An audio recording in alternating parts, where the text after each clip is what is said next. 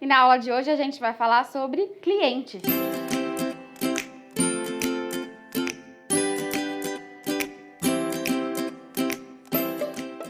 Bom, é óbvio que muitas coisas influenciam na hora que a gente vai abrir o nosso escritório e a primeira delas é como eu vou encontrar uma clientela que faça sentido para o meu jeito de atuar. Eu falo que para advogar fora da caixa, muitos paradigmas são quebrados e o primeiro deles é a sua imagem.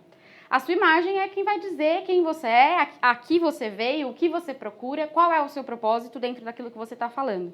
Então é muito comum, a gente tem a advocacia, né, junto com outras áreas mais formais, que rege aí, pede, né, do profissional que tenha uma vestimenta adequada, que se porte de uma maneira adequada, que tenha uma linguagem adequada.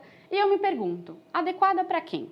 Porque a gente tem esse padrão de adequação há muitos anos. A gente pode começar, por exemplo, com a obrigatoriedade da utilização do pronome de tratamento doutor fora do âmbito judicial. Não é comum que a gente encontre advogados se tratando entre doutores, né? Olá, fulano, né? Você não conversa com seu colega de profissão chamando pelo nome, muitas vezes, quando você está em ambiente forense. E ali você vai chamar de doutor, o colega, como vai. Mas isso é absolutamente retrógrado, né? Eu também acho absurdo que a gente chegue na condição de estagiário, muitas vezes, lá no balcão do fórum e obrigue o estagiário, o escrevente, ou quem quer que seja que esteja ali te atendendo a te chamar de doutor. E sabe por quê? Primeiro porque não é um título, é um pronome de tratamento. E um pronome de tratamento instituído em 1825 por um decreto, instituído então por Dom Pedro I, que na época era regente do Brasil, concedido a médicos, engenheiros e advogados. Esse decreto marca o ingresso das faculdades de ciências sociais e jurídicas no Brasil. Em razão dele é que existe esse acordo, né, essa norma de chamar advogados, médicos e doutores, principalmente os advogados em razão desse decreto, de doutor. Médico a gente chama de doutor, muitas vezes as pessoas chamam de doutor por respeito, que é a mesma coisa que acontece com os advogados.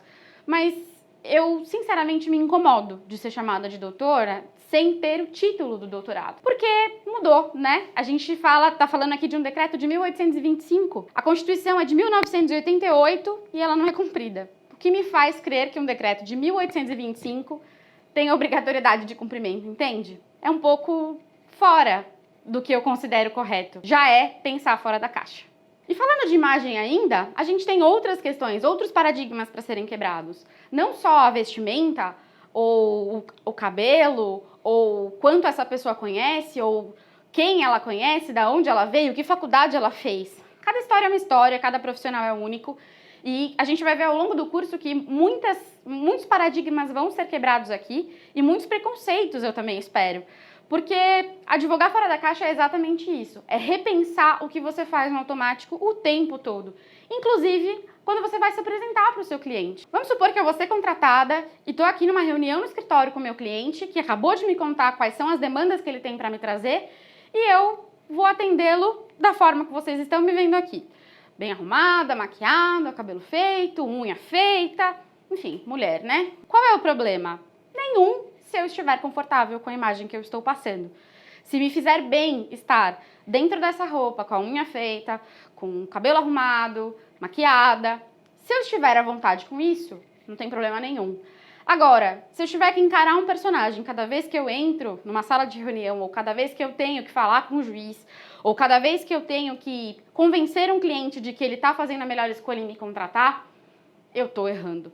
E não estou errando pouco. Eu explico por quê. É óbvio que você vai me dizer que durante muitos e muitos anos os advogados se portam dessa forma e que esse rigor é extremamente necessário para que a profissão seja levada a sério. A profissão já é levada a sério. O que eu quero é que, além da profissão, você seja um profissional respeitado e levado a sério, mas por quem você é e pela carreira que você quer construir e pelos valores que você tem. E é por isso que, se você comprou esse curso nesse momento, você já deve ter visto que essa pessoa aqui não é exatamente o que eu estou vendendo, porque basta fazer assim, ó, e você vai ter uma advogada de cabelo azul para defender a sua causa. E aí, cliente? Será que basta eu falar, basta eu mostrar que eu tenho conhecimento de causa, basta eu dizer que eu sei qual é a melhor estratégia, que a gente pode construir um processo adequado, seja ele litigioso ou colaborativo ou consensual, mas será que o meu cabelo azul vai impedir que o cliente realmente feche o contrato comigo? E se não fosse o cabelo azul? Se fosse um alargador, uma tatuagem, se fosse a forma com que você se veste? A gente acabou de ter o empossamento, né, do presidente dos Estados Unidos e da primeira vice-presidenta mulher negra, que tem uma representatividade gigantesca, escalonar, né? É uma coisa mundialmente impactante, de forma internacional e histórica. E para a primeira entrevista da Vogue, Kamala Harris estava de All-Star. Cara, isso diz muito. E diz muito porque a imagem que você vai passar para o seu cliente precisa ser condizente com os seus valores pessoais. Você contrataria uma advogada de cabelo azul? Eu contrataria. Contrataria porque não é o cabelo dela que vai dizer se ela sabe ou se ela não sabe o que ela está falando. Pelo contrário, ela tem que me convencer na reunião, ela tem que me convencer no dia a dia, ela tem que me convencer com coerência e interpretação de texto, interpretando a minha história, interpretando o que eu vim propor, o que eu preciso resolver no judiciário. E é isso que eu preciso, que ela entenda tudo isso e resolva o meu problema e que eu tenha segurança nessa contratação. É exatamente isso que a gente está procurando aqui. A gente está procurando que as pessoas possam ser quem elas são, de forma autêntica. Se você não se sente confortável numa roupa social, por que diabos alguém teve que te convencer de que você precisa sim estar de social para atender um cliente no seu escritório, para fazer uma reunião? É óbvio que aqui eu não estou falando para que a gente saia de casa todos os dias, agora não, né, por conta da pandemia, mas que a gente saia de casa todos os dias para resolver questões e que a gente vá trabalhar de chinelo, que a gente faça todas as nossas reuniões de All-Star. Kamala, por exemplo, como eu acabei de citar, ela estava de All-Star? Tava, mas ela estava absolutamente bem trajada na entrevista. E outra, era uma entrevista feita na casa dela. As pessoas também precisam entender que a gente vive, né, 2020 mudou a nossa vida como a título de sociedade e essa mudança precisa alcançar aquilo que a gente vive de fato, né? A nossa sociedade precisa quebrar alguns paradigmas. O home office, ele existe e é preciso que seja respeitada essa condição, no sentido de que foi o trabalho que invadiu as nossas casas e não o contrário.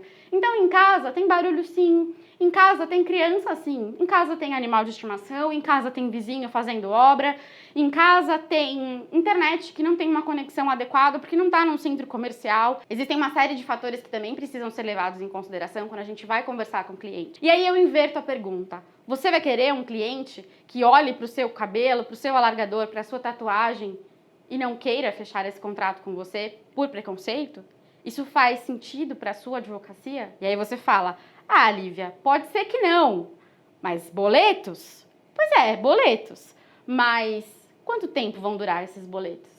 Será que você vai pagar esses boletos com o contrato que você acabou de assumir com esse cliente preconceituoso ou que não confia na sua advocacia simplesmente porque a sua imagem não é condizente com aquilo que ele espera e não que é obrigatório, obviamente? Enfim, qual é o nicho que você deseja trabalhar? Com quem você deseja trabalhar? A gente fala que esse curso, de fato, ele é voltado para clientes que trabalham, que são da área de direito de família, porque é a minha expertise, mas isso não significa que a gente não possa usar esse mesmo discurso para questionar a vestimenta em outras áreas. Isso também não significa que eu vou falar para as meninas toparem irem de biquíni trabalhar e para os meus amigos trabalharem de bermuda ou de calça jeans.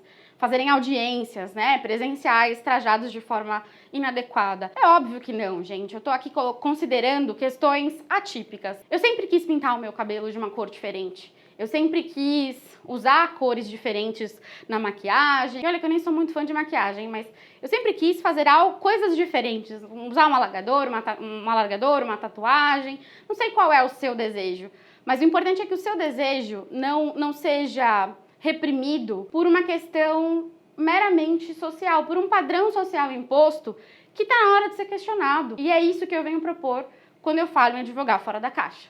Agora que você está falando com uma advogada fora da caixa, do cabelo azul e toda descolada, vou te falar que ter mudado o cabelo fez de mim uma advogada muito melhor. Os meus clientes, que antes me admiravam por outras questões, pela forma de se posicionar tecnicamente, pela forma de falar, pela forma com que eu os trato normalmente, que é sempre muito respeitosa, é importante dizer, me questionaram, algumas pessoas me questionaram em relação ao cabelo. Falaram assim, nossa, mas e agora? E se você for, né, fazer uma sustentação oral, você vai deixar o cabelo solto? Bom, como vocês viram no começo do vídeo, pode ser que se eu precisar esconder a cor do meu cabelo, e eu espero que isso não seja necessário, Eu posso, sim, né? Existem meios de esconder, ele não tá todo azul. Mas ainda assim, eu gostaria de viver numa sociedade em que a cor do meu cabelo não importasse perto do conhecimento que eu tenho para desenvolver o assunto que eu escolhi para ser o meu métier. E não é justo, né? Eu não consigo entender como justa. Eu acho que a gente tem direito de ser quem a gente é para poder exercer qualquer profissão, seja ela dentro do direito ou não. Voltando aí à questão dos clientes. Muitos clientes me pararam e perguntaram, nossa, mas e agora, né? Você tá assim mas só por causa da pandemia? Eu falei, não, eu vou ficar assim até a hora que eu quiser. Independentemente da gente estar num período de pandemia, independentemente do home office ter sido instaurado, das audiências estarem sendo realizadas online, eu vou continuar assim. E sabe o que mudou na vida dos meus clientes? Absolutamente nada. Sabe quantos clientes eu fechei depois que eu pintei o cabelo de azul? Os mesmos que eventualmente eu fecharia se eu não tivesse pintado. Então, o que eu tô querendo dizer aqui, enfim, é algo que impacta e eu sei que impacta, não é uma coisa normal. Muitas pessoas questionaram, mas eu preciso viver aquilo que eu prego, não é? Então, pintar o meu cabelo de azul foi a maneira que eu encontrei de realizar um desejo da Lívia de muitos anos e, ao mesmo tempo, fazer valer o que eu acredito que seja advogar fora da caixa. Outro ponto que eu sempre vejo os meus clientes agradecerem é a forma com que eu me coloco para explicar eventuais decisões que eles tenham em relação ao andamento dos processos. Então, seja na consulta inicial, seja quando o contrato já está fechado e você está conversando com o seu cliente, é importante que você deixe o juridiquês para dentro da petição, para dentro da academia, e com ele seja simplesmente um outro ser humano falando sobre um problema que, para ele, é muito importante entender. Quantas e quantas vezes a gente tem processos eletrônicos agora e o cliente tem acesso às informações, acesso aos andamentos por conta da senha que é disponibilizada para acesso pelo usuário, e ele vai para lá para o fórum, vai pro fórum, pede essa senha, acessa a internet, acessa os autos e encontra lá uma sentença sem pé nem cabeça, com algumas folhas, enfim, algumas páginas de decisão fundamentadas, uma linguagem absolutamente técnica e leva um choque. Eu costumo brincar que equivale a procurar no Google o significado de algum sintoma que você esteja passando, né? Então você coloca lá no Google, hoje de manhã tive tosse, o que pode ser? Câncer. Não. É sempre essa sensação que o seu cliente vai ter quando pegar um documento técnico, um documento jurídico, ou acompanhar os andamentos no fórum, as certidões que são feitas, os atos ordinatórios que são ali estabelecidos, e de repente se desesperar, porque aquilo de fato é muito importante para ele, ainda mais quando o assunto é de família. A ausência do juridiquês nas suas conversas é extremamente importante. Outra coisa que eu gosto bastante de fazer depois das minhas reuniões é sempre mandar um e-mail para o cliente com um briefing de tudo que a gente conversou, um belo resumão com todos os pontos que foram atacados, quais foram as minhas considerações iniciais em relação à nossa conversa, e aí então encaminho a minha proposta de honorários para o cliente. E sabe como isso ajuda não só ao cliente como a mim? A gente vai ter um registro do que foi conversado, do que rendeu, quais foram as estratégias que a gente conversou, quais foram os pontos delicados que foram ali considerados mais relevantes para que fossem transcritos nesse e-mail, e isso fica arquivado. Se esse cliente eventualmente não fecha comigo, mas fecha com outro colega, ele tem a completa liberdade de imprimir esse e-mail, levar para o colega analisar e falar, olha, eu já tive a oportunidade de conversar com outro advogado, e é isso aqui, ó, as considerações que ele tem para fazer são essas aqui. A gente tem que parar de achar que dar pitaco é sempre muito ruim, porque nem sempre a opinião do nosso colega de profissão de fato é dar pitaco. A gente tem, enfim, a fama, né, advogados, médicos, tem fama de que são corporativistas, de que a gente não vai ali enfrentar o posicionamento do outro advogado, do advogado que eventualmente tem atendido anteriormente ao seu cliente. Eu me pergunto se esse corporativismo é real, porque eu não acho certo que o cliente não possa se consultar com outros colegas. Isso diz da insegurança dele e não da minha capacidade de resolver a questão, de encontrar uma estratégia adequada. Até porque o direito é uma ciência humana, não é uma ciência exata. E se a gente não confiar naquilo que a gente acredita, né, naquilo que a gente está vendendo para o cliente, se a gente não acreditar, como a gente quer que ele acredite, né? Então, quando a gente escolhe qual é o nicho que a gente vai atuar e de que forma a gente vai fazer isso, é muito importante que a gente também tenha essa consciência de que o nosso cliente precisa estar seguro. O que importa, no final das contas, é a segurança que a gente vai passar para ele quando a gente estiver explicando a situação do andamento do processo, ou nessa consulta inicial, ou nas redes, nos e-mails, nas mensagens, no WhatsApp, no telefone, não importa qual é o meio de comunicação. E para isso eu sempre falo, quanto mais clara for a sua comunicação, quanto mais objetiva for a sua comunicação, seja para o cliente, seja no processo, maior é a sua chance de eficácia em relação ao exercício da sua advocacia. E isso melhora exponencialmente a sua vida. Porque quando você pensa para falar e fala de uma maneira coerente, coesa, as chances de você ser compreendido é muito maior. E você não precisa ficar validando isso o tempo todo. A coisa flui com maior naturalidade. E aí você consegue começar a cuidar de quem é o seu profissional sem esquecer do seu pessoal. A junção disso é muito bacana. E quando eu falo que a junção disso é muito bacana, eu também preciso falar da sinceridade com o cliente. Não é porque a gente está trabalhando com novos clientes, que a gente está formando uma cartela de clientes, que a gente vai dizer para o cliente tudo aquilo que ele quer ouvir, especialmente em família. E é importante também que a gente seja sincero com os nossos clientes. Isso porque não é porque o seu cliente te procurou e que você está começando uma carteira de clientes nova que você vai prometer para o seu cliente mundos e fundos que você nem sabe se vai poder cumprir ou não, para que ele feche um contrato de honorários com você. Não é bem assim que funciona. Até porque se você prometer e não conseguir entregar, você quebrou uma das regras de ouro da advocacia, que é não estabelecer prazo para o seu cliente. Por mais que a sua experiência, né, sempre tem aquela história do mas doutor, quanto tempo assim pela sua experiência vai demorar para o meu processo acabar? Essa pergunta não tem resposta. Não tem resposta porque no meio do caminho você pode fazer um acordo, no meio do caminho você pode, enfim, ter um problema no processamento, a vara entrar em correição, e o próprio andamento no fórum ser truncado, a demanda ser excessiva e o juiz não ter condição de analisar o processo com a celeridade que se espera. Tem uma série de questões que influenciam no andamento no processo. As comarcas, a serventia, série de questões. A gente nunca vai conseguir dizer para o cliente. Então, se você promete uma coisa que você não consegue cumprir, como prazo, por exemplo, é o caminho para o insucesso.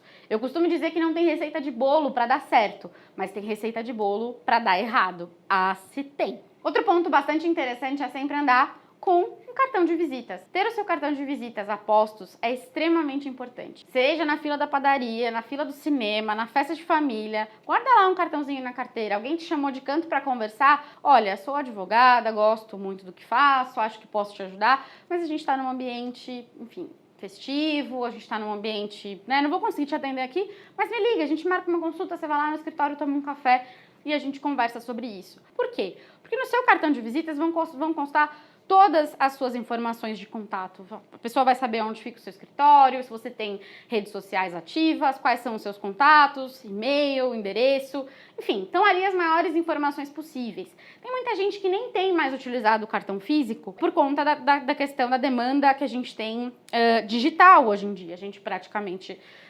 vive um mundo digital e que talvez não seja interessante mais manter o cartão físico. Mas não importa exatamente qual a forma, se é um cartão físico, se é um cartão virtual, mas você precisa ter sempre a postos alguma forma de mostrar para aquela pessoa, de divulgar o seu trabalho e de se fazer presente. Como eu ouvi essa semana de uma grande amiga, se você não é visto, você não é lembrado. E falando em ser lembrado, a gente tem aí as redes sociais, os perfis que estão aí no embate gigantesco com a OAB. Inclusive, no material de apoio você confere a minha indicação para seguir um perfil muito interessante, que eu gosto muito, que fala exatamente sobre esse cuidado com a ética do advogado, mas também confronta alguns pontos da OAB, no sentido de que as redes sociais estão aí, elas precisam ser usadas. Do mesmo jeito que nós temos o LinkedIn, nós temos outras plataformas que também são capazes de comportar o conteúdo que você desenvolve. Eu mesma tenho lá o canal no Instagram do Advogando Fora da Caixa, então, além do LinkedIn, existem outras redes sociais onde você pode aportar o seu conteúdo, estar ali presente, se fazer presente, se fazer lembrado.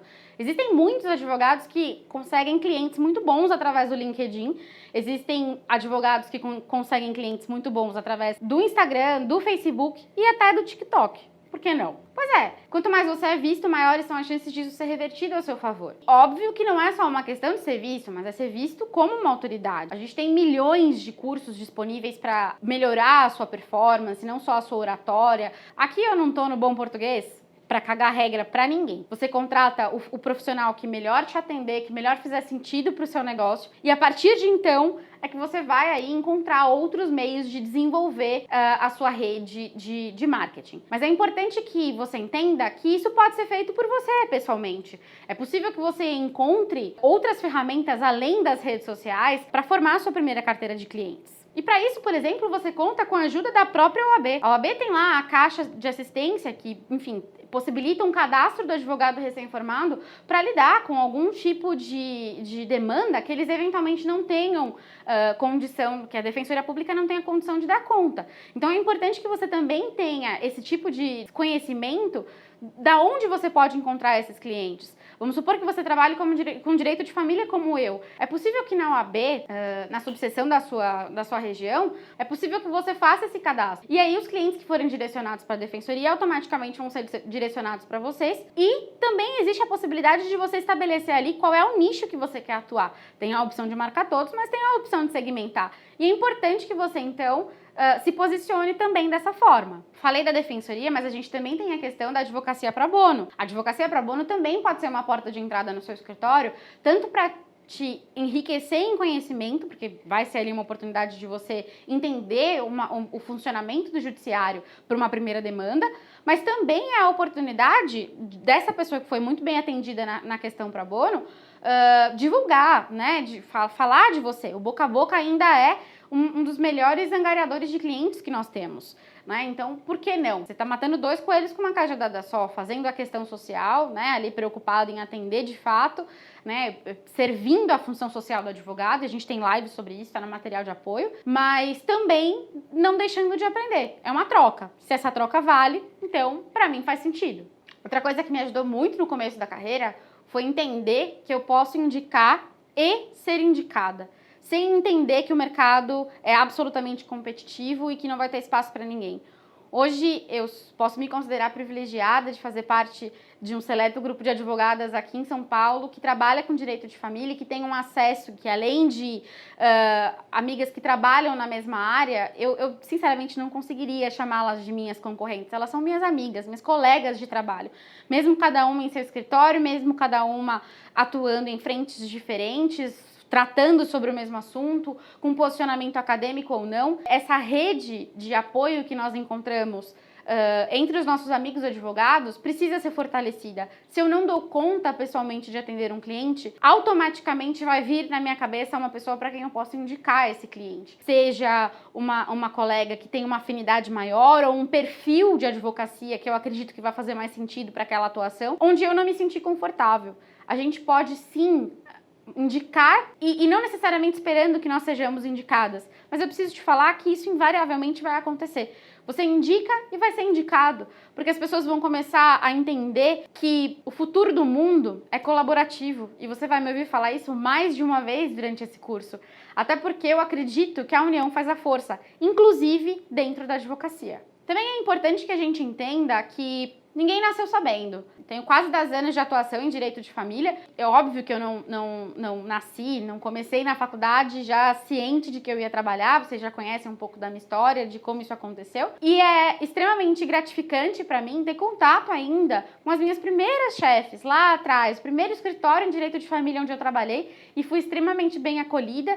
E hoje posso me considerar amiga dessas advogadas que naquele momento eram as minhas mentoras e que de certa forma são até hoje. Eu aprendo todos os dias, tanto com a doutora Maria Fernanda Vaiano, como com a doutora Renata Ferrara, que são pessoas incríveis a quem eu tenho a maior gratidão do mundo por terem me apresentado esse mundo do direito de família e sucessões. Mas eu tenho certeza que na tua vida também alguém impactou, seja um professor da faculdade, seja um amigo da família, seja alguém propriamente da sua família, um pai, um avô, uma mãe, uma tia, um primo, enfim, não importa. O que eu quero dizer é que essas pessoas que têm um conhecimento muito maior, muito anterior ao seu dentro da sua carreira atual hoje, podem sim contribuir para o crescimento delas. Vocês também não precisam indicar todos os clientes, né? Óbvio que você está ali formando a sua carteira. E às vezes vai surgir uma dúvida que você não vai encontrar num manual, não vai encontrar num blog, não vai encontrar na internet, o modelo do Google não vai ser suficiente. E você vai precisar perguntar, porque cada caso é um caso, cada caos é um caos, e você vai estar ali tentando resolver o problema do teu cliente, resolver o problema processual, e trocar figurinha é super bacana, é super legal. Da mesma forma que nós precisamos ajudar, nós precisamos ser ajudados. E a partir do momento em que a gente entende que essa dinâmica pode funcionar, e pode enriquecer não só a sua advocacia como a dele, porque embora ele tenha experiência, pode ser que ele não tenha alguma sagacidade ou alguma outra característica que você disponha e que seja interessante para resolver um caso do escritório dele também. Criatividade é a marca das novas gerações E isso também é impresso no direito. Não só no direito de família, com algumas teses que têm aparecido, que são, no meu ponto de vista, bastante criativas, a gente tem sim essa possibilidade de tratar o direito de forma criativa, responsável, segura, sair efetivamente da caixa em qualquer idade, né? Você pode ter um escritório de, sei lá, 50 anos no mercado, absolutamente consolidado, e querer revisitar alguns pontos da sua advocacia, como pode estar acabando de sair da faculdade, vai abrir o teu primeiro escritório e eu espero que você tenha muito sucesso. E aí, nesse momento, você se olha e fala, poxa, mas pra quem que eu vou pedir ajuda? Pra quem que eu vou gritar quando eventualmente eu não souber o que fazer? Cara, levanta a mão, alguém vai te ajudar. Não precisa ter medo, né, do conhecimento alheio, não precisa ter medo de se jogar, não precisa ter medo de assumir que você não sabe. É muito melhor que você assuma que você não sabe, mas que você está disposto a ir atrás, a procurar, a encontrar ali a solução pro teu cliente, do que simplesmente olhar pra ele e falar, olha, eu não sei, vou fazer aqui do jeito que eu acho melhor e não vou pedir ajuda pra ninguém. Lembra sempre que o teu cliente confiou a causa da vida dele na tua mão, seja ela qual for, tá? Ele confiou em você na hora da contratação. Outro ponto bastante delicado quando a gente está começando a advogar é aprender a dizer não. Aprender a dizer não é delicado em vários níveis, não só na advocacia, mas muitas vezes na nossa vida pessoal. A gente acha que a gente vai dar conta, que a gente vai fazer, e mais pra frente eu vou falar também de saúde mental na vida do advogado. A gente vive numa sociedade absolutamente workaholic. Se você é aqui de São Paulo, você entende perfeitamente o que eu tô falando. Grandes cidades têm grandes demandas e com essas demandas vem grandes responsabilidades e aí a gente está à beira então de um colapso. E esse colapso pode ser desencadeado de várias formas, né? A gente tem o burnout, que é o mais conhecido, mas existem outras tantas doenças psiquiátricas com fundamento psicológico que abalam o seu emocional. E se você não estiver atento a essas questões, isso fatalmente vai acabar dificultando o exercício da sua advocacia, inclusive em relação a encontrar bons clientes. É óbvio que o cliente é a menina dos olhos do advogado. Sem cliente, o seu escritório não vai conseguir se manter. Mas eu pergunto, a sua advocacia, ela precisa ser compromissada até que momento? E aí a gente vai falar de contrato de honorários. A pergunta de $1 milhão é: quanto eu vou cobrar? Qual vai ser o parâmetro dos meus honorários para conseguir conquistar aquele cliente? Eu costumo dizer que o meu trabalho não tem custo, ele tem valor. Ele tem custo para o cliente, mas para mim ele tem valor. E antes de eu convencer o cliente do meu custo, eu preciso convencê-lo do valor daquilo que eu estou fazendo. Como é então que eu consigo analisar quanto vale o meu trabalho? Bom, quanto tempo da minha vida eu dediquei à carreira do direito de família, quanto tempo da minha vida eu dediquei aos estudos, ao peticionamento, ao tratamento do cliente do ponto de vista emocional, porque muitas vezes ele vai me ligar não para saber do andamento do processo, ou muitas vezes para contar uma situação fática que ele entenda que caiba dentro daquele processo. São muitos os fatores que a gente precisa analisar para poder colocar na ponta do lápis e precificar. E não tem uma fórmula mágica. Existem vários colegas que dão cursos de como você vai exercer essa advocacia e de como você vai precificar os seus clientes. E sinceramente, vai muito do seu perfil analisar se isso faz sentido ou não para você. Eu tô aqui, na verdade, mais para te questionar. Será que o que você tem cobrado para atender esses clientes faz sentido a longo prazo na sua vida? Né? Aonde vai parar a sua carreira em relação a tudo isso que a gente está conversando aqui? O seu cliente, ele é só a porta de entrada para te fazer pensar em num planejamento de carreira, por exemplo. Quem você quer atender, por quanto tempo. A gente tem a tabela de honorários da OAB que precifica ali o mínimo do que seria plausível, né, para ser cobrado, né? Existe uma precificação estadual e isso obviamente é flexibilizado. Alguns colegas cobram consultas, outros não, outros colocam o custo da consulta dentro da proposta de honorários. Enfim, existem várias maneiras de a gente resolver essa questão. A precificação do seu trabalho, ela precisa, na verdade, antes da gente falar de valores, precisa pensar no quanto você vai trabalhar para esse cliente e quão bem você precisa ser remunerado para que ele não vire um estorvo na sua advocacia, um estorvo dentro do seu escritório. Você precisa respeitar o seu cliente do começo ao fim do processo. E para isso você também precisa se sentir reconhecido e valorizado, inclusive do ponto de vista financeiro. E como a gente resolve isso? A gente resolve isso fazendo um contrato de honorários enxuto, objetivo, coerente com aquilo que você vai entregar para o seu cliente. Eu, particularmente, costumo fazer as minhas contratações em bloco. O que isso significa? Se eu sou procurada, por exemplo, por um pai querendo resolver a questão do divórcio e ele tem filhos menores, eu prefiro trabalhar com a organização do divórcio numa ação, com a ação da regulamentação de visitas, talvez nessa mesma ação do divórcio, se não tratar a partilha junto, e aí com ação de alimentos em apartado. Mas em todas essas ações, os meus honorários iniciais, essa proposta inicialmente feita, vai ser considerado exclusivamente para minha atuação até a primeira instância. E eu explico por quê. Porque antigamente eu acreditava que eu tinha que atender o cliente até o final da resolução do conflito. E hoje já acredito que não é mais bem assim. Por quê? Porque toda vez que o cliente recebe uma decisão, seja em primeira instância ou ainda dentro do curso do processo, uma decisão interlocutória, eventualmente você vai precisar entrar com recurso e mudar essa decisão. Pode ser, no caso das decisões interlocutórias, nem sempre, mas no caso da apelação, né, quando você precisa entrar e recorrer de uma sentença que não é exatamente aquilo que o cliente pretende, ele pode não se sentir mais à vontade em continuar com a sua contratação. Mas ele não vai rescindir esse contrato porque ele já pagou. Muitas vezes porque ele não tem condição de procurar um outro advogado, porque ele não tem condições de arcar com os honorários de um novo advogado, por conta de já ter te pagado a atuação em primeira instância e a atuação em segunda instância, ele eventualmente vai se sentir compelido, então, a continuar com você mesmo não sendo mais essa a vontade dele de fato. Outra situação, por exemplo, é quando não existe necessidade de interposição de apelação, quando você recebe uma sentença. E aí você acabou cobrando por um trabalho que você, na verdade, não vai executar.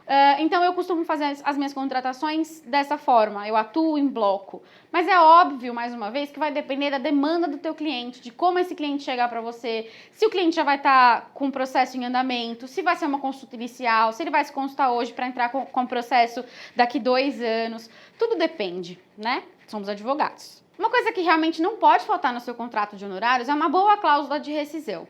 As minhas cláusulas de rescisão, elas mudam com frequência. E num primeiro momento eu acreditava que as minhas cláusulas de rescisão, elas sequer precisariam existir, porque eu sou uma advogada tão boa e tão confiante daquilo que eu faço, que cliente nenhum vai querer rescindir comigo. Lê do engano. Não só o cliente quer rescindir comigo, como eu quero rescindir com o cliente. Porque muitas vezes a gente acaba se envolvendo emocionalmente, existe ali uma pedra no meio do caminho, alguma coisa acontece, você acaba se desentendendo, a sintonia fina que no momento inicial existia não existe mais. O que a gente faz então? A gente rescinde esse contrato.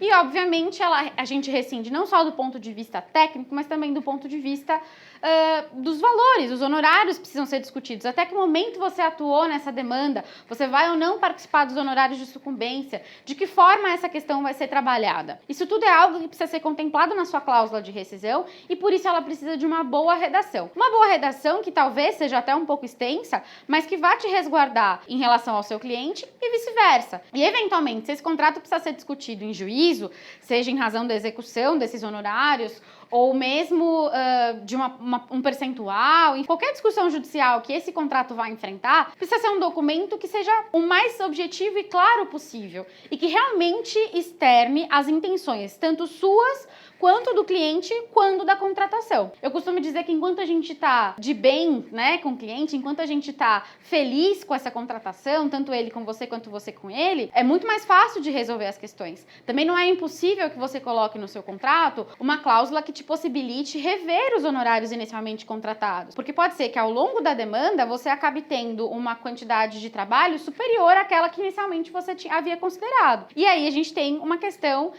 de desequilíbrio contratual que precisa ser revista, até para que a sua atuação continue sendo valorizada, como o seu cliente entenda que não é porque ele contratou uma primeira vez e pagou aquele valor, e o processo daqui 10 anos vai ter o mesmo valor, né, o mesmo serviço. Também tem um ponto bastante delicado em que a gente precisa considerar. Qual é o seu valor hora? Você já parou para pensar que quando você está na sua casa, num sabadão, num churrasco com os amigos, quando isso ainda era possível, quando você está descansando com a sua família, enfim, no final de semana, num feriado, depois das 10 da noite, recebe ali uma mensagem do seu cliente querendo que você resolva um problema dele, que não vai necessariamente para os autos, mas que pode ter algum impacto, né? Devolver a criança, retirar a criança, enfim, alguma decisão mais urgente a ser tomada e ele quer ali um conselho técnico da sua parte, afinal de contas, te contratou como advogado para resolver, para respaldar essas questões. E aí te manda um WhatsApp a essa hora e você para aquilo que você está fazendo para trabalhar. mesmo que não perceba. Quando eu pergunto para você quanto vale a sua hora de trabalho, a hora do WhatsApp também precisa ser considerada. Quanto tempo você vai ficar no WhatsApp, quanto você vai desperdiçar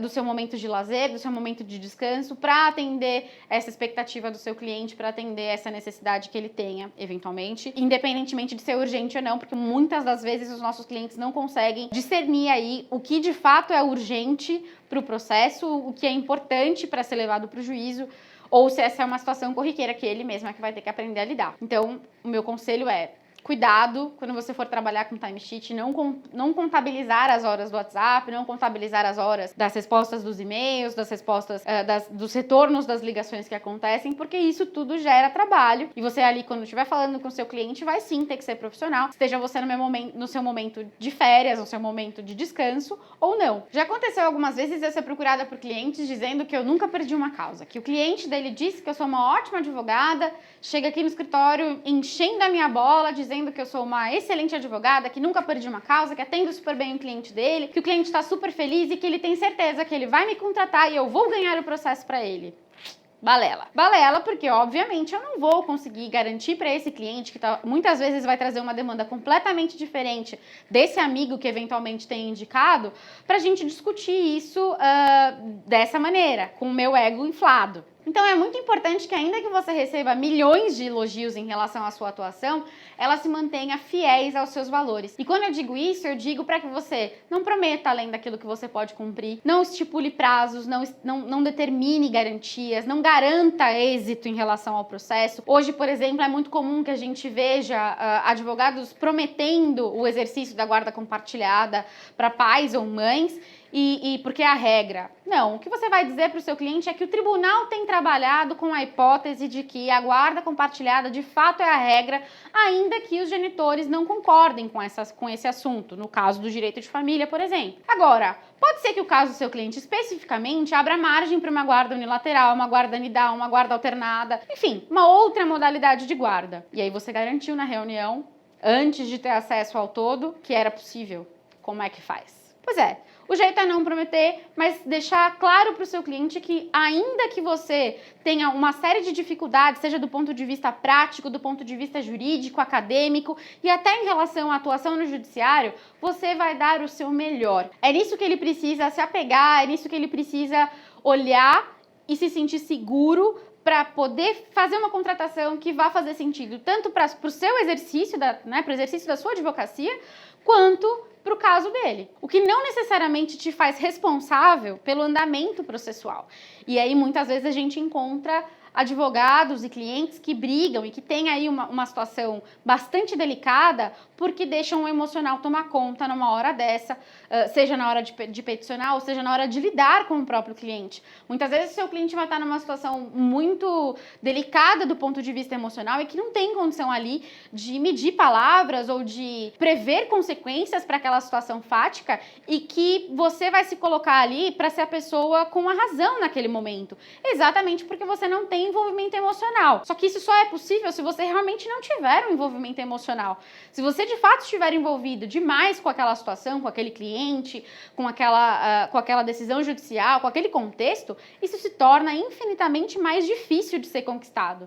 Voltando à questão da imagem, da sua postura em relação ao seu cliente, uma boa maneira de convencê-lo é saber daquilo que você está falando. E é por isso que o bom advogado é aquele que jamais sai de dentro da faculdade, aquele que jamais sai de dentro das bibliotecas, que tem ali uma gama de livros, né, uma biblioteca a seu dispor, sejam eles virtuais, físicos, artigos, podcasts, vídeos no YouTube, Instagram, TikTok, enfim. Conteúdo é o que não falta. E ainda mais depois de ter passado esse momento de isolamento social, onde o acesso às redes é ainda maior e a produção de conteúdo se expandiu absurdamente. Hoje em dia é muito mais fácil a gente ter acesso a conteúdos, inclusive conteúdos gratuitos. A informação, ela chega a boa parte das pessoas. A gente vive num país onde a maior parte da população tem acesso à informação pelo celular. Você tem um computador na sua mão e esse computador vai então te abrir portas para o mundo.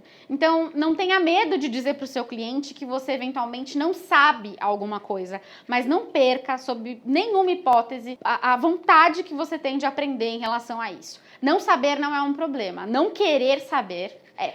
E aí vem a dica de ouro. Como é que eu vou me manter atualizado, Lívia? Porque afinal de contas eu vou precisar continuar trabalhando, eu tenho a minha família, os meus amigos, o meu ciclo social, eu preciso cuidar de uma série de coisas. A faculdade acabou, eu não aguento mais ficar lá sentado na cadeira estudando por horas e horas a fio sobre um determinado tema, fazer prova, nada disso. Eu vou dizer que você, infelizmente, escolheu a carreira errada, porque a gente sempre vai continuar estudando.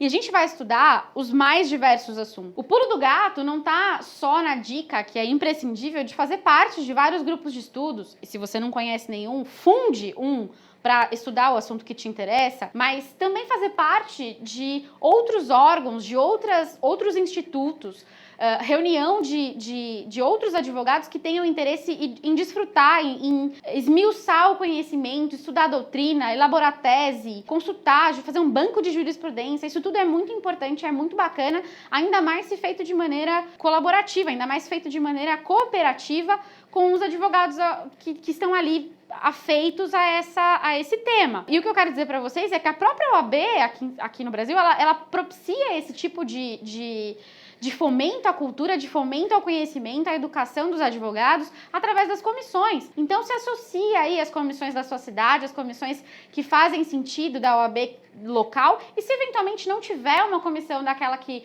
te faça brilhar os olhos, funde você mesmo essa comissão. Junte aí 2, 3 colegas, comecem a estruturar isso, porque eu tenho certeza que outras pessoas vão se chegar, outras pessoas vão atrás de vocês para efetivamente formar uma equipe de atendimento especializado naquele assunto que foi escolhido. Se for no direito de família, melhor. E aí, já puxando a sardinha para o meu lado, a gente tem, por exemplo, o Instituto Brasileiro de Práticas Colaborativas, o Instituto Brasileiro de Direito de Família, que é o IBDFAM, a gente tem a ADEFAS, a gente tem a Associação dos Advogados aqui em São Paulo, a ASP, nós temos o Instituto dos Advogados de São Paulo, que também é uma casa com uma gama de comissões que estudam assuntos muito interessantes. Mas fora todos esses que estão absolutamente dentro da caixa, o segredo está em estudar coisas que não são necessariamente da sua área. Pois é, o direito se comunica com outras tantas áreas, as artes inclusive. Então, fazer um curso de oratória, fazer um curso de teatro, fazer um curso que não tem ali a ver especificamente com a sua atuação, vai fazer com que a sua cabeça amplie os horizontes, vai fazer com que a sua cabeça realmente desfrute de uma nova realidade, de uma nova perspectiva, e isso muda muito a sua atuação.